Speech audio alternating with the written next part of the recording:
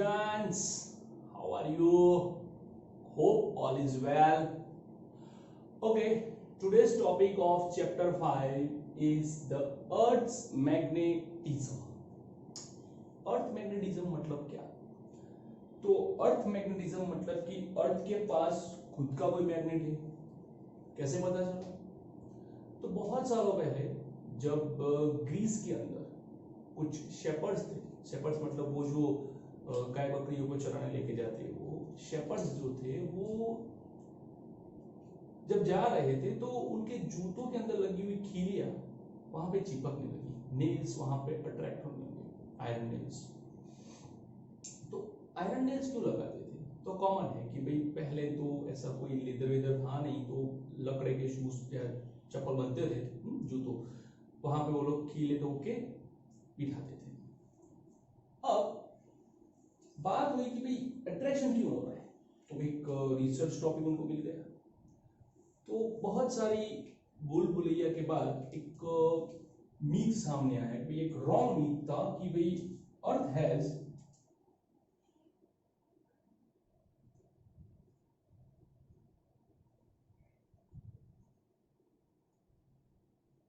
large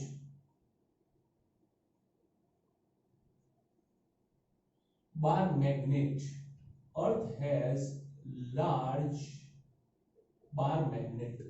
उसके पास बहुत ही बड़ा बार मैग्नेट होगा। सही बात, हो सकता है। लेकिन हमने बहुत सारी अंदर तक खुदाई की, लेकिन आज तक कभी किसी को बार मैग्नेट एग्जैक्टली नहीं मिला है। दूसरी बात कि भाई जो टेम्परेचर ऑफ द कोर है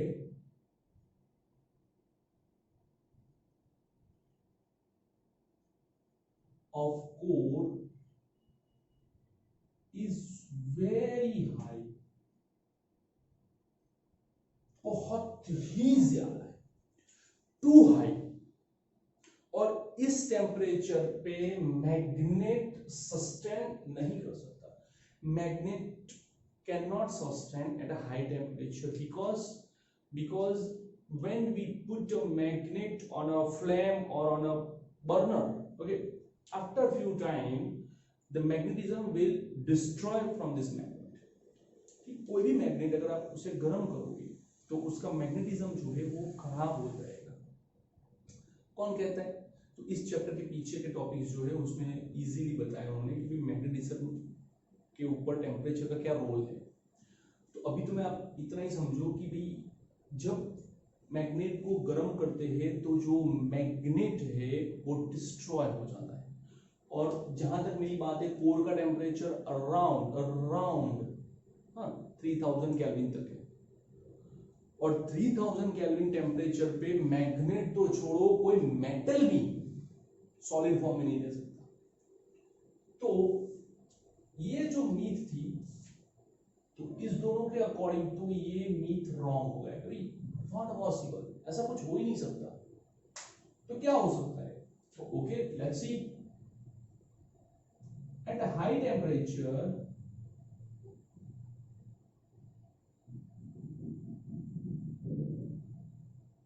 all ions of iron, nickel, etc. are present। मतलब कि जो आयरन है, जो निकल है, उनके जो आयन्स है वो वहां पे प्रेजेंट होंगे। Okay, these ions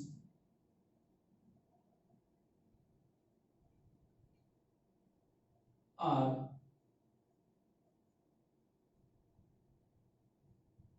rotating with the earth।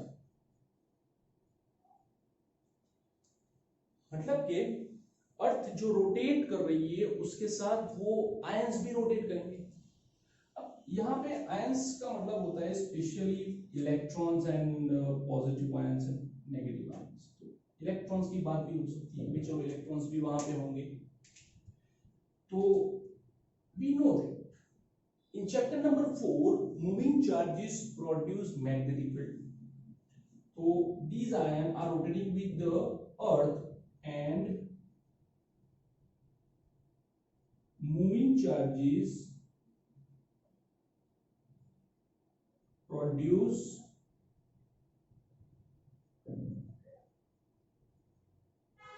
Magnetic field. तो ऐसी भी एक बात हो सकती है कि भाई हाँ ऐसा शायद पॉसिबल है, ठीक है। तो वो मूवी में भी दिखा है, द कोर करके मूवी है, आप देख लेना, ठीक है, हॉलीवुड की मूवी है द कोर। उसमें भी दिखाया है कि जब अर्थ का रोटेशन स्टॉप हो जाता है, अंदर का जो आयंस रोटेशन है वो जब स्टॉप हो जाता है तो उसका मैग्नेटिक फील्ड सडनली बंद हो जाता है। मतलब एक फिक्शन मूवी है, ठीक है, बट कहीं ना कहीं इस कॉन्सेप्ट से रिलेटेड है। ओके, तो ऐसा कुछ हो सकता है, श्योर क्या है वो नहीं पता, लेकिन अभी फिलहाल ये एक मान के चल सकते हैं कि ऐसा कुछ हो सकता है। तो बात करते हैं magnetic field. Magnetic field of the earth is in order of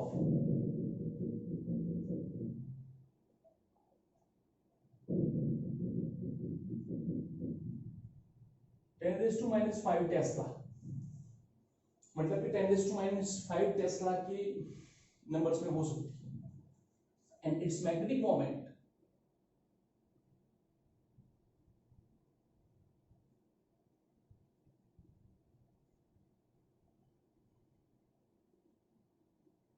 is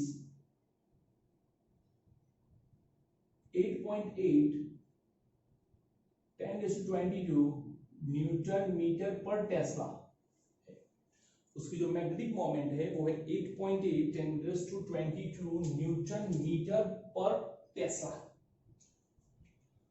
okay, चलो कुछ बात करते हैं अर्थ के मैग्नेट के बारे में कि मैग्नेट कैसा हो सकता है अर्थ का। चलो ये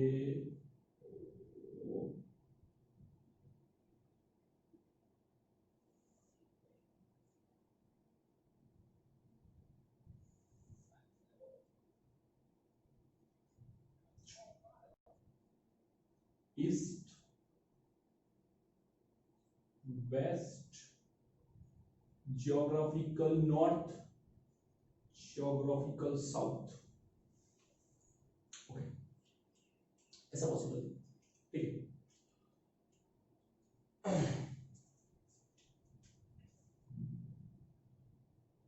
आगे बढ़ते हैं।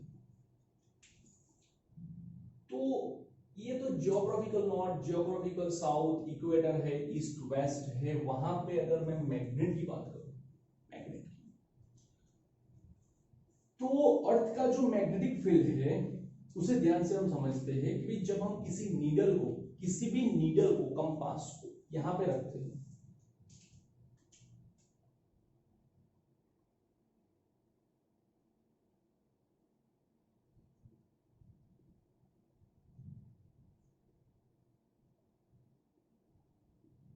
ऐसे आप लोग जरा समझना मैं क्या समझाने जा रहा हूं, वो पहले समझो एग्जैक्टली। मैंने ये नहीं रखा है कि आप ऊपर है, मैंने ये बोला है कि जो मैग्नेटिक नीडल है, अगर सपोज मैं नॉर्थ पोल पे खड़ा हूं और मैंने उसे रख दिया यहाँ पे ऐसे करके, नॉर्थ पोल पे ऐसे रहेगी, ओके, बाकी सब जगहों पे कहीं भी रोटेट कर सकती है, नॉर्थ पोल पे सपोज ऐसे रहेगी। अगर नॉर्थ पोल पे अगर मैंने सपोज ऐसे शो अभी देखने के लिए ऐसे रखा है, ये नॉर्थ पोल है, ये साउथ पोल है, ठीक है, तो होगा क्या कि नॉर्थ पोल पे मैग्नेट ऐसे हम नॉर्थ की साइड रहेगी। तो इसका मतलब क्या होगा कि नॉर्थ पोल जो है वो ये है, साउथ पोल स्टेशनरी हो चुकी है, आपने कहीं से भी रोटेट करके घुमा के ऐसे छोड़ दी और ऐसे स्टेशनरी होती है, ये नॉर्थ पोल है, ये साउथ पोल है। स्टेशनरी कब होती है? जब अट्रैक्शन होता है, ठीक है, रिपल्शन होती है तो वो डिस्टर्ब हो जाती है, अट्रैक्शन होता है। और अट्रैक्शन कब होता है? जब नॉर्थ को साउथ खींचे और साउथ को नॉर्थ खींचे। इसका मतलब ये हुआ कि यहां पे कहीं साउथ पोल होना चाहिए, मैग्नेट का साउथ पोल होना चाहिए। सर ये तो गलत है ना, ये साउथ साउथ, अरे भाई ऐसा नहीं है, मैंने अर्थ के ऊपर यहाँ पे रखी है, ये जो नीडल है वो यहाँ पे ऐसे ऐसे लाइक दिस, ये नीडल है ऐसे ऐसे, तो अट्रैक्ट विद नॉर्थ, ये नीचे वाला साउथ पोल का, तो ये नॉर्थ होना चाहिए। फिर से समझो, मैंने जो मैग्नेट जो नीडल रखी है वो यहाँ पे रखी है, अगर ये अर्थ है तो ये उसका नॉर्थ पोल है, तो अर्थ का क्या होना चाहिए, साउथ पोल, ताकि वो अट्रैक्ट करे। ये साउथ है तो ये नॉर्थ पोल होना चाहिए, तो ये आपका बार मैग्नेट बनता है।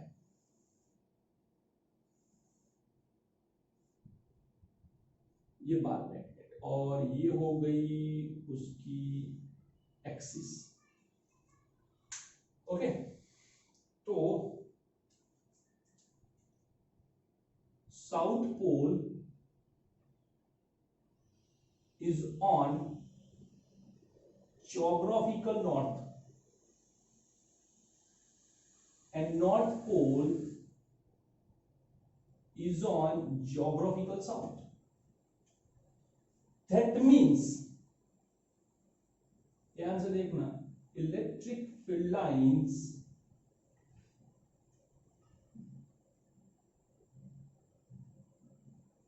emerging from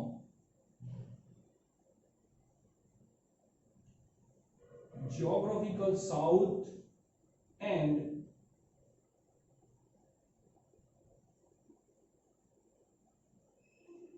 entering into geographical north। But याद रखना, ये एनसीईआरटी वालों ने इसको थोड़ा कंफ्यूज कर दिया। उन्होंने क्या बोला कि ये जो पोल जहां पे आपकी मैग्नेटिक नीडल रहती है, जिस पोल पे मैग्नेटिक नीडल रहती है, उसे हम मैग्नेट का नॉर्थ पोल बोलेंगे।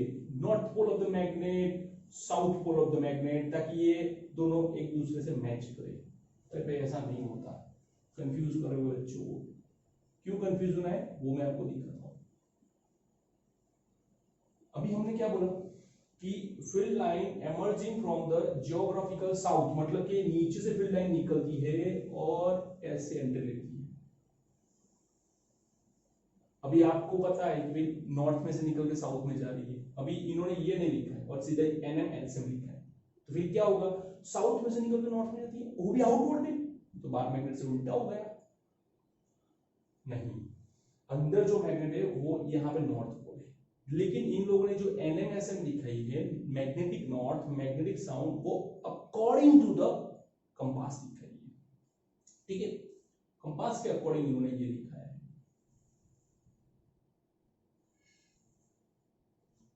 They never intersect each other.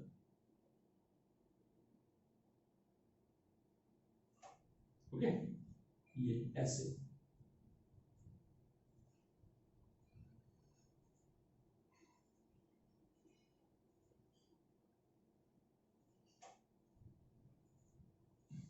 Clear?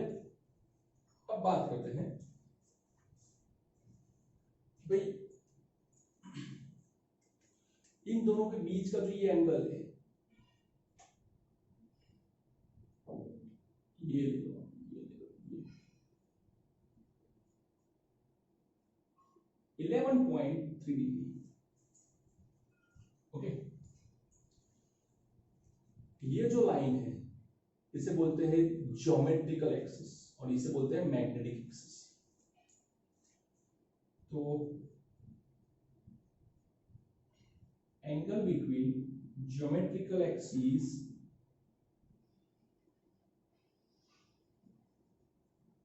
and magnetic axis is 11.3 degree. Okay, और ये जो अर्थ है यहां से ये कुछ डिस्टेंस जो होगा, ये दो पोल के बीच का डिस्टेंस जो है वो ये 2000 किलोमीटर सेपरेशन है, अराउंड 2000 किलोमीटर सेपरेशन। ठीक है, और ये पॉइंट पे हमें कहां लेके जाएगा, नॉर्थ कनाडा। ये जो पॉइंट है अर्थ का वो कुछ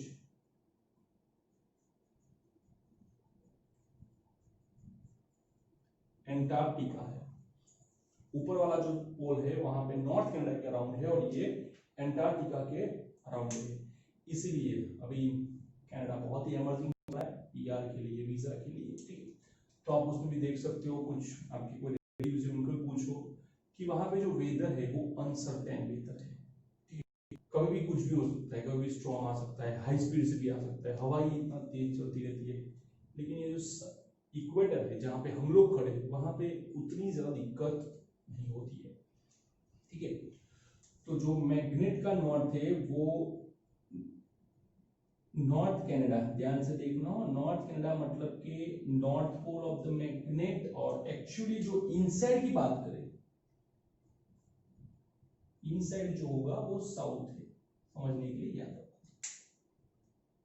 ठीक है। सेम थिंग इन एंटार्क्टिका,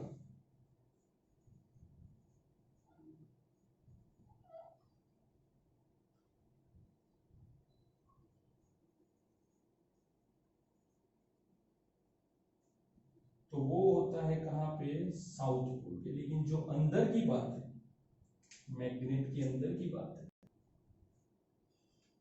वो उसका नॉर्थ पोल है, ठीक है। तो ये कुछ डिटेल थी, लिख लो फटाफट, उसके बाद थोड़ा आगे जाते हैं।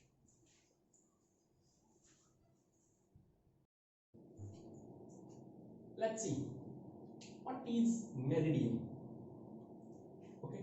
चलो,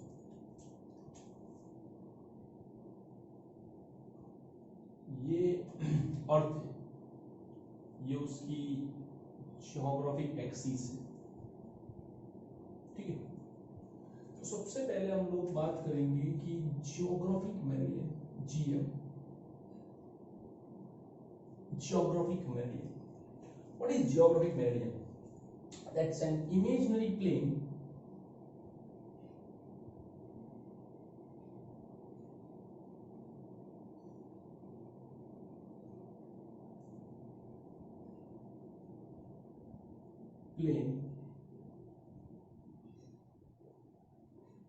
passes through geographic axis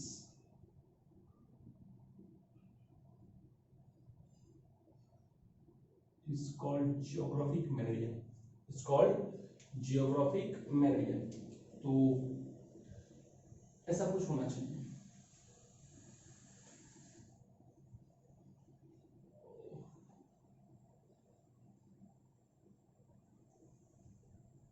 geographic meridian, ये equator meridian,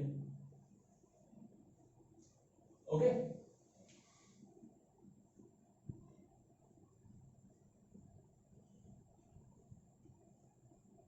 geographic meridian, okay. Next जो होगा वो होगा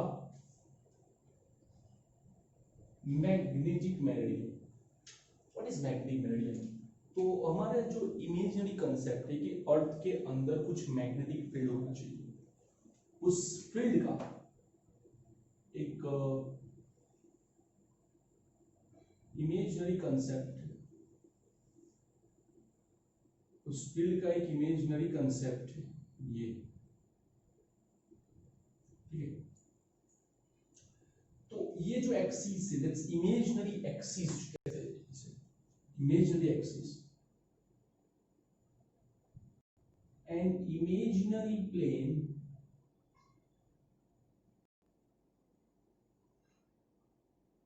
passes through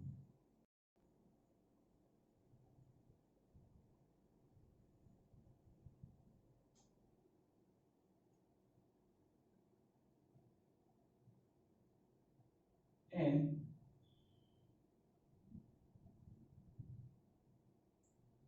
imaginary magnetic axis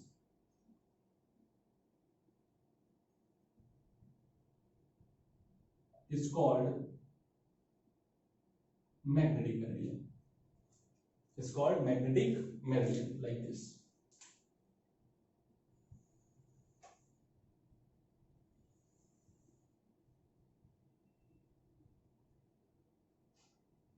ये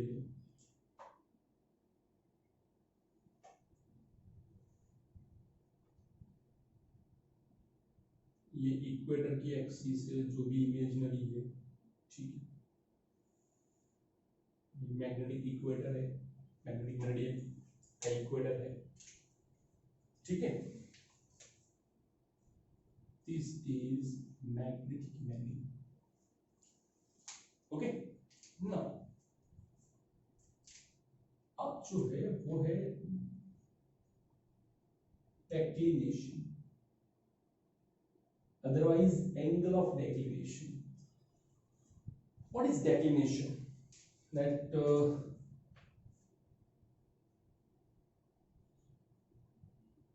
angle between two meridians. कौन कौन से two? Geometrical meridian and magnetic meridian is called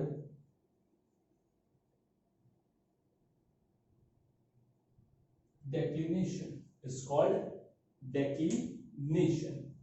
कैसे दिखाते हैं देखो ध्यान से,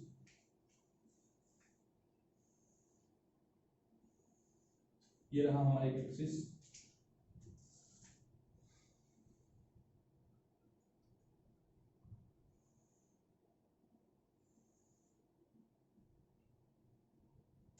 ये रहा हमारा दूसरा प्लेन, सॉरी। तो इन दोनों के बीच का ये टेंजेंट ड्रॉ करो, ये टेंजेंट, ये टेंजेंट ड्रॉ करो। इन दोनों के बीच का जो एंगल है that is declination, that is declination, okay. तो declination is the angle between two meridians. कैसे ड्रॉ करते हैं देखो ध्यान से, जब हम एग्जांपल गिनेंगे तो इसे ऐसे ड्रॉ करेंगे,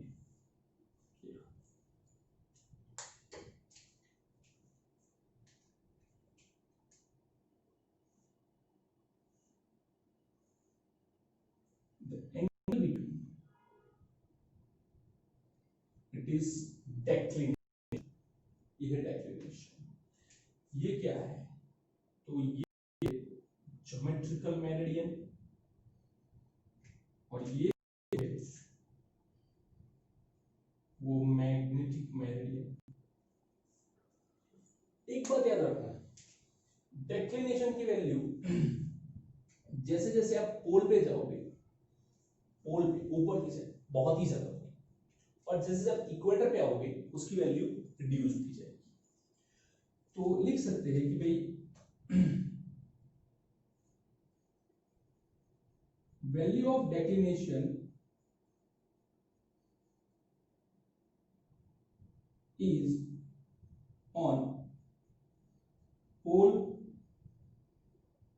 large and on equator it is very small। Equator पे स्मॉल होती है और पोल पे ज्यादा होती है। हमारा जो इंडिया है वो नियरली ऑन द इक्वेटर है, इसलिए इंडिया की बात करें, डेक्लिनेशन की बात करें फॉर इंडिया,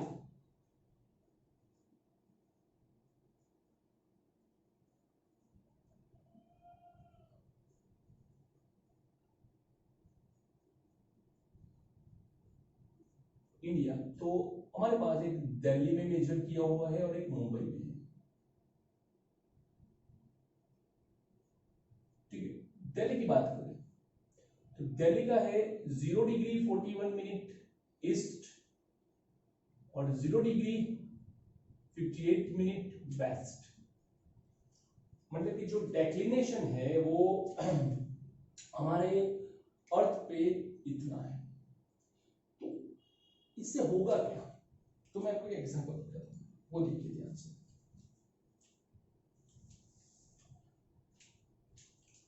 अब बात कर रहे हो कि भाई ये डेक्लिनेशन, ठीक है,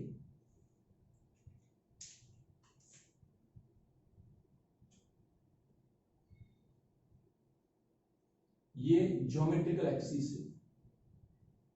अगर सपोज भाई डेक्लिनेशन की वैल्यू इस पॉइंट पे सपोज 15 डिग्री है, कितनी है 15 डिग्री, तो कैसे इसे कंसीडर करेंगे?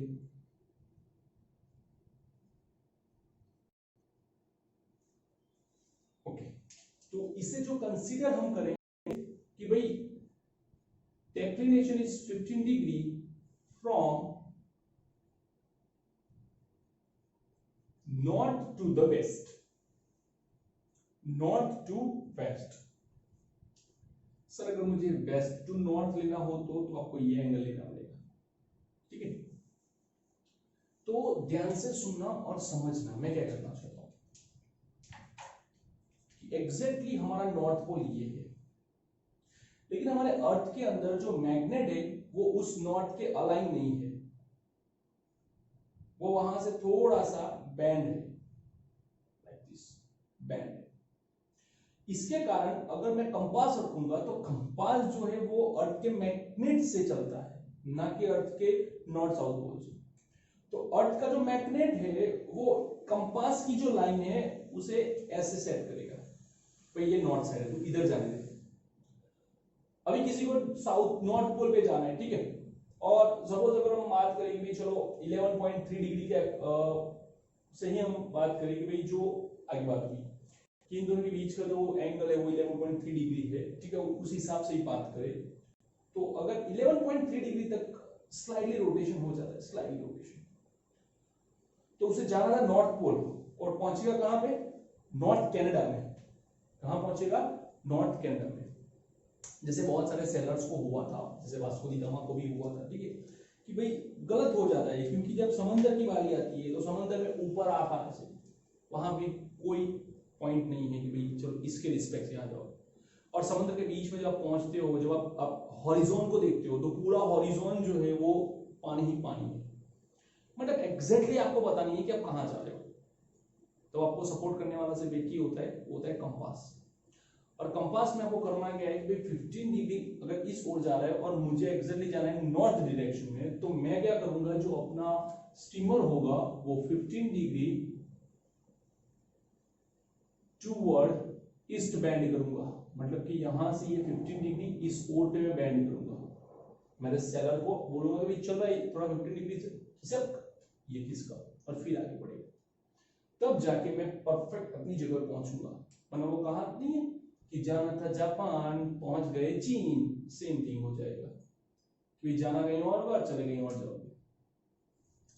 ये जो वैल्यू 15 डिग्री है वो बहुत ही ज्यादा है।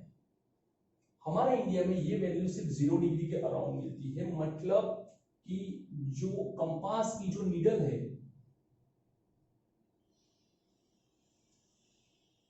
Needle of compass gives exact north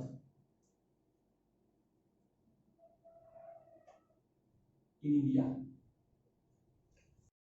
हमारा जो इंडिया है वहां पे लगभग एग्जैक्ट नॉर्थ ही मिलेगा हमें, बहुत कुछ ज्यादा डिफरेंस होगा नहीं, वो जो डेक्लिनेशन की वैल्यू है बहुत ही कम हो जाएगी। और इसीलिए जो त्रिवेंद्रम के अंदर थुम्बा है,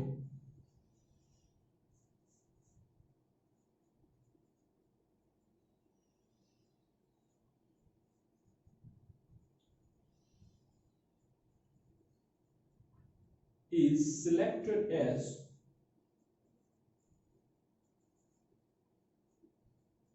rocket launch.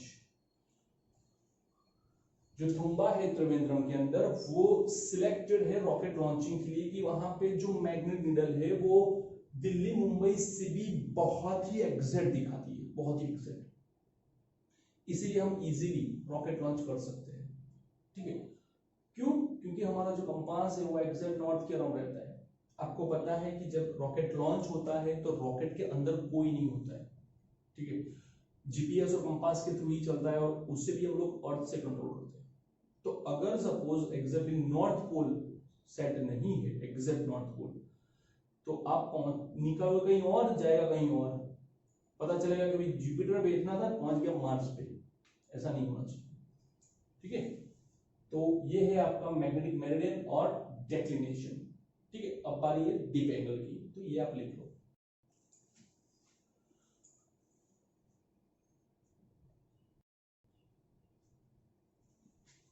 Let's go for dip angle.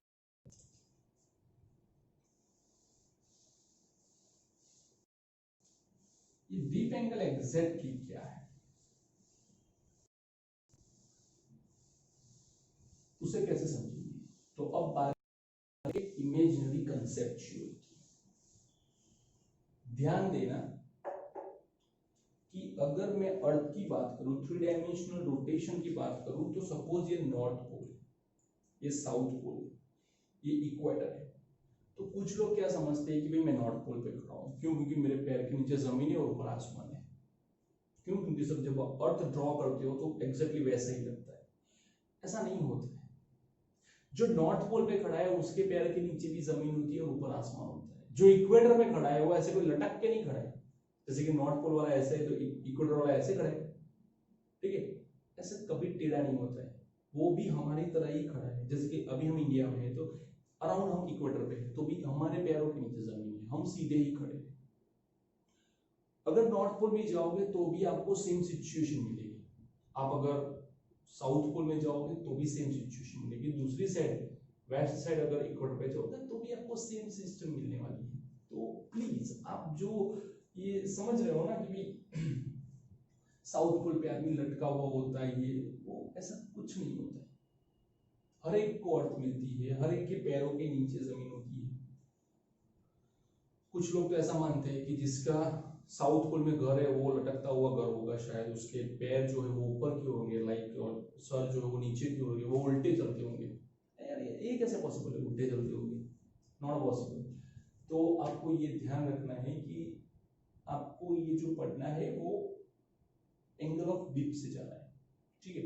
और एंगल ऑफ डीप बहुत ही इंपॉर्टेंट टॉपिक है। आपके सारे के सारे न्यूमेरिकल्स जो है वो एंगल ऑफ डीप से ही आएंगे।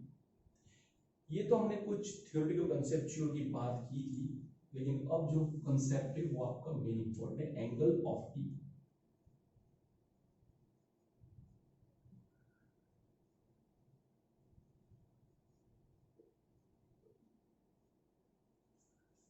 एंगल ऑफ डीप क्लिक करना क्या होता है? तो मैं यहाँ पे बहुत ही बड़ी अर्थ ड्रॉ करता हूँ।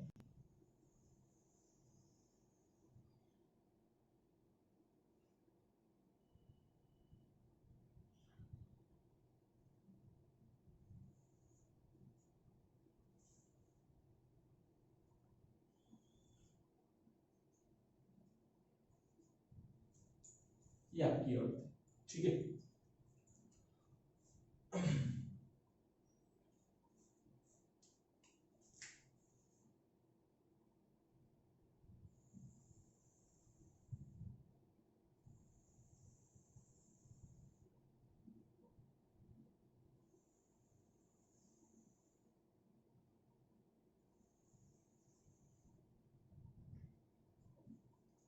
ये आपका मैग्नेटिक फील्ड है। चेक कर लूं, ऊपर ये सब दिखता है। ओके, चलो।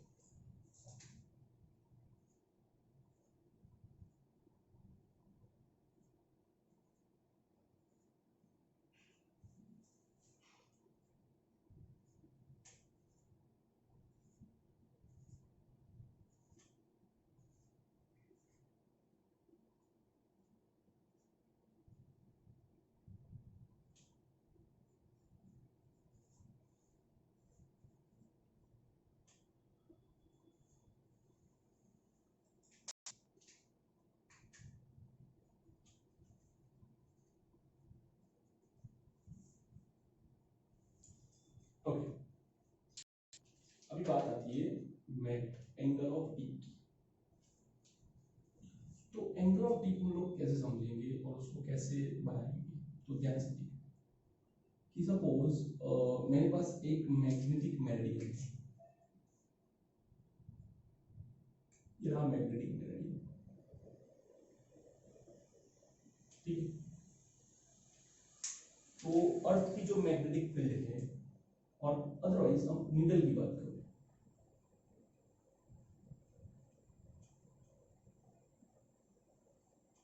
और needle of compass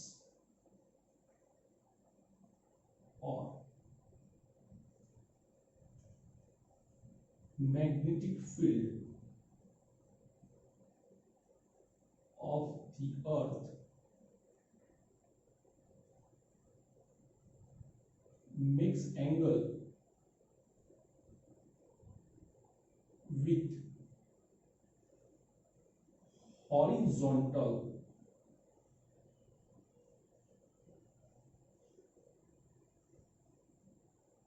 otherwise horizontal of magnetic meridian is called angle of dip.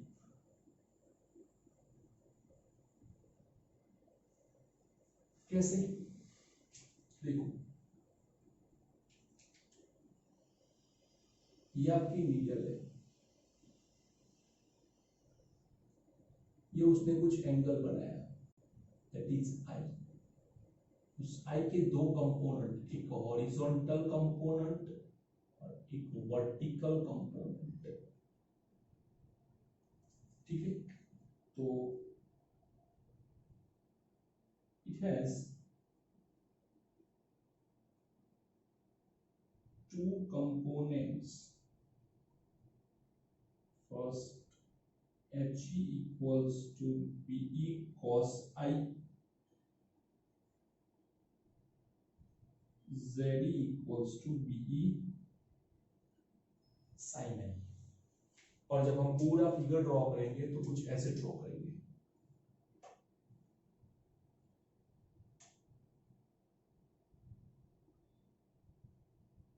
Declination के साथ ये है आपका जियोग्राफिक मेरिडियन और ये है आपका मैग्नेटिक मेरिडियन। ओके, लिख लो। अब ध्यान से देखो, मुझे करना क्या है और इसे सेटअप कैसे लेना है। सबसे पहले तो मुझे ये काम करना है कि जो आपका HE है, दैट इज हॉरिजॉन्टल कंपोनेंट, ये जो होगा वो टेंजेंट ऑफ अर्थ होगा, टेंजेंट ऑफ द अर्थ। किसी भी पॉइंट पे आपको ये टेंजेंट की तरह ड्रॉ करना है और ये जो लाइन होगी वो टूवर्ड सेंटर होनी चाहिए। कैसे? तो जो बुक में एग्जांपल दिया है पहले वही समझते हैं ताकि हमें इजीली पता चले। मैग्नेटिक लाइंस, ओके, सपोज ये कोई पॉइंट है जहां पे मुझे मैग्नेटिक फील्ड लाइन ऐसे मिल रही है BE,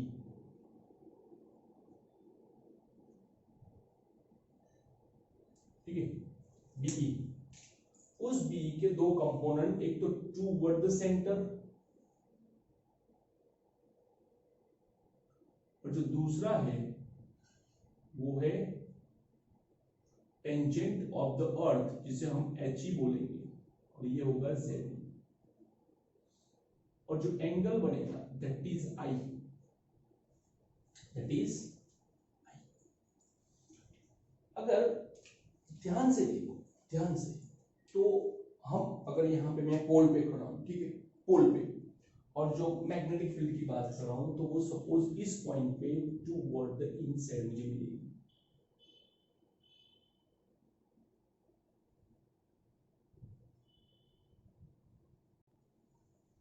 बी, ठीक है। यहां पे जो कंपोनेंट्स है, एक होगा HE, और भाई ये कंपोनेंट तो उसके ऊपर है, ये हो जाएगा हमारा ZE, और ये बनेगा मेरा angle of inclination I। Angle of deep को एंगल ऑफ इंक्लिनेशन भी कहते हैं। अब ध्यान से देखो, मुझे तो इतना पता है कि ये दोनों लाइन एक दूसरे के ऊपर है, मतलब this two lines are aligning on each other. इसका मतलब ये हुआ कि इस कंपोनेंट का कोई मतलब ही नहीं हुआ। और वैसे भी ध्यान से देखो, यहां पे जो इंक्लिनेशन एंगल कितना बन रहा है, 90 डिग्री, मींस पाई बाय 2। यहां पे रखो cos pi by 2, cos pi by 2 is what, it's 0। तो यहां पे मेरा HE जो होगा वो 0 हो जाएगा। यहां पे रखो sin pi by 2 it's a 1, so ZE is equal to BE, और ZE की जो वैल्यू हो जाएगी वो BE जितनी हो जाएगी। तो on the pole we have only vertical component and the angle is 0, sorry angle is pi by 2, HE is 0। अब देखो, अब जो मेन आपकी बात है वो ये है,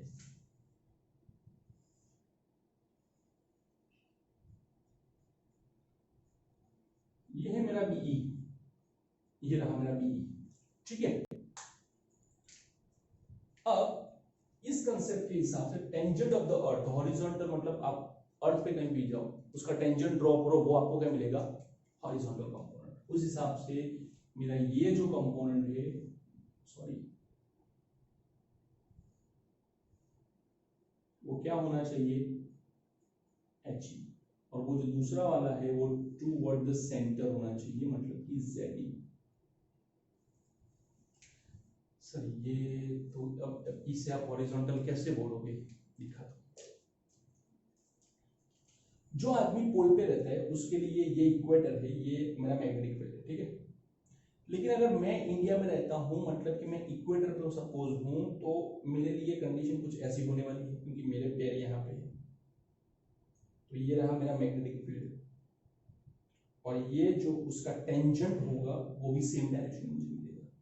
means the angle between HE and BE is 0, HE और BE का जो एंगल है वो 0 हो जाएगा। So here I is equals to 0, और same concept I is equals to 0, I 0 रखोगे, sin 0 0, so Z equals to 0, Z 0, और BE cos 0 रखो, cos 0 मतलब 1, HE equals to BE, so this is a HE is equals to BE, so HE equals to BE, HE is equals to BE। तो ये हमारा पूरा concept है। Same thing कोई magnetic needle को कैसे अलाइन करनी है वो हम देखते हैं कि भाई धीरे धीरे आप देखो, तो from north to equator, not north to south, equator I is decreasing,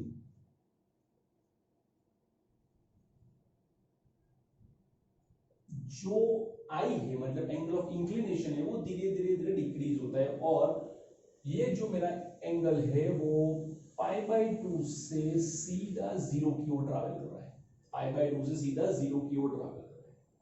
same thing नीचे आओगे तो एंगल इंक्रीज होगा, मतलब कि यहाँ पे पाई बाई 2 हो जाएगा और यहाँ पे वापस 0 हो जाएगा। तो आपको पाई by 2 0, pi by 2 0, pi by 2 में ही रोटेट करना है और नहीं करना है, ठीक है। ओके, अभी चलो एक पॉइंट पे मैं देखूं कि सपोज इस पॉइंट की बात करूं, तो ये हो गया मेरा tangent. Tangent shows direction of magnetic field of the earth, PE, ठीक है। तो उसके बाद उसके दो कंपोनेंट्स हो जाएंगे, first is BE,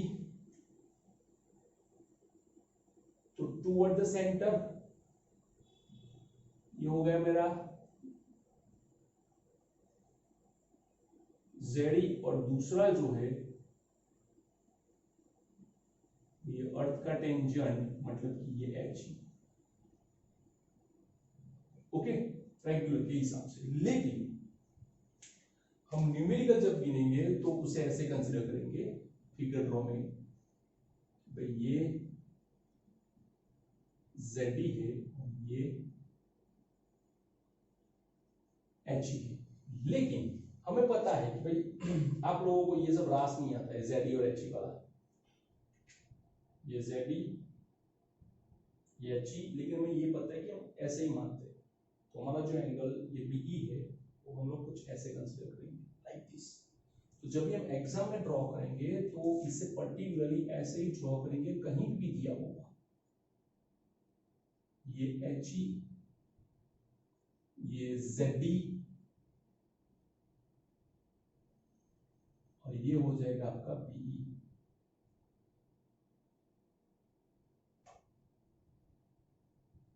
angle of inclination, ठीक है। और इस हिसाब से मुझे कैलकुलेट करना पड़ेगा। अब इनका रेशियो ले लेते हैं। Baby E sin I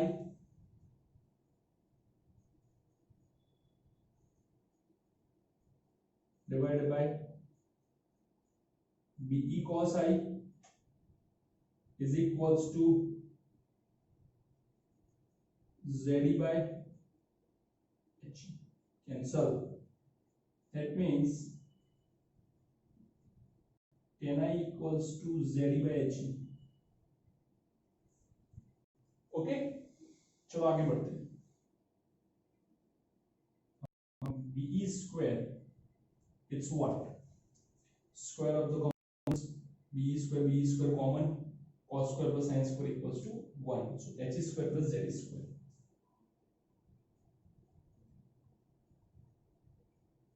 plus Z square, therefore BE is equals to under root of H square plus Z square।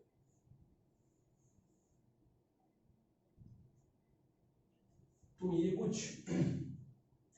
Component numerical गिनने हैं, इस हिसाब से गिनने हैं कि आपका एंगल ऑफ डिप क्या बनता है, ठीक है, एंगल ऑफ इंक्लिनेशन क्या बनता है, आपका डेक्लिनेशन क्या है, सब दिया होगा। और उस हिसाब से मुझे उसमें थोड़ा बहुत काउंटिंग करना पड़ेगा। न्यूमेरिकल्स बहुत इजी होते हैं, उतने डिफिकल्ट नहीं होते, लेकिन आपको ये पूरा कंसेप्चुअल पता होना चाहिए।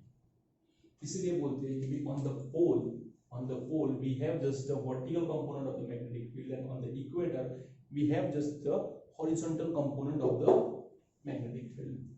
सो आपके लिए ये फिगर बहुत इंपॉर्टेंट है, आप ध्यान से समझो, लिखो, ठीक है, और बुक में से पढ़ने की कोशिश करो। बुक में थोड़ी लैंग्वेज डिफिकल्ट है और मैंने यहाँ पे बहुत ही इजी लैंग्वेज में कोशिश की है कि आप सबको सब कुछ पता चल जाए। क्लियर? लिख लो।